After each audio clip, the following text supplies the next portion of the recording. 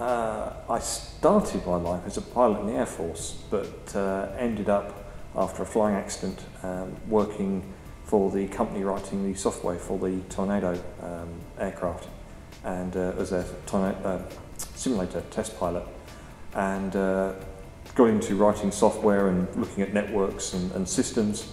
And back then there wasn't really a information security stroke network security profession. We were sort of making it up as we went along, and I was part of that group that found it interesting and had some ideas, and found myself more and more doing network and information security until suddenly it was my full-time job, and I've never looked back. The distance learning program I found to be difficult because you've got to have the discipline to study in your own time, evenings and weekends. So you've got a full-time job, you've got a family, and trying to find the time to study as well is difficult. There's no question of that. But you're stuck in that sort of mortgage rat race. You're earning money, you need to earn money to pay your mortgage and the bills, and you can't take a year out to go and study. And of course you're on your own, you've got no one to bounce ideas off. You can send email, and I did set up a kind of informal study group of people who live near me, so we could get together occasionally. But yeah, you've got to have a certain level of discipline if you're going to study on your own. It's a different mindset from studying full-time in the classroom. I think that people skills are absolutely essential for information security, because you're not just sitting working with a machine all day, especially as you get more and more senior. You have to deal with people you're working with. As you work you up the greasy pole of promotion and a career, people who are working for you, your customers, you have to be able to communicate ideas to them, convince them that you know what you're talking about. And so it doesn't matter how good you are with technology, it doesn't matter how good you are at mathematics. If you can't do people skills, you won't make a success of this industry. If you want to find a job in information security, my best advice to you would be to go and look at the companies that have a good reputation for working in the field, and if you look on their websites, they usually will have indications of if they're hiring people. Quite often it's worth just writing a speculative letter to them, including your CV, saying these are the kind of things I've done, this is what I'm interested in doing, and I think you're a company with a good reputation and I would like to work for you.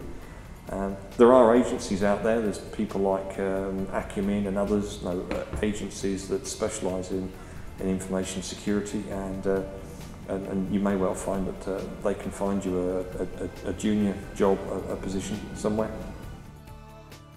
In terms of interest, the work I do, I think the most interesting thing I've done is acting as the expert witness after the Buncefield explosion for one of the companies that had a data centre destroyed.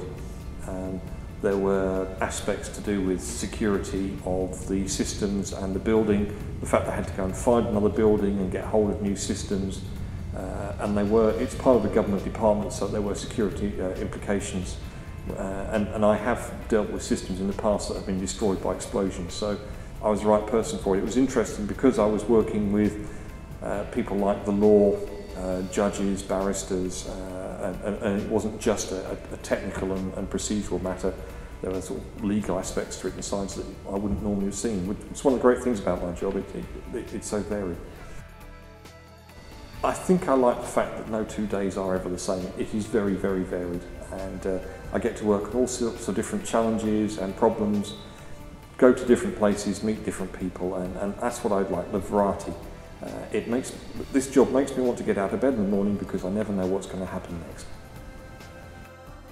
I think my best advice would be, no matter how daft a question might seem, ask it, because if there's something you don't understand or you really don't think that what you're being told is quite right, don't be afraid to challenge. I did that several times, and you may be surprised. Just because the person teaching has got a PhD doesn't mean that they're always going to be right. And certainly from my experience of the people at Royal Holloway, they are always delighted to be challenged and have the chance for a debate of that sort. And that's one of the things I enjoyed most.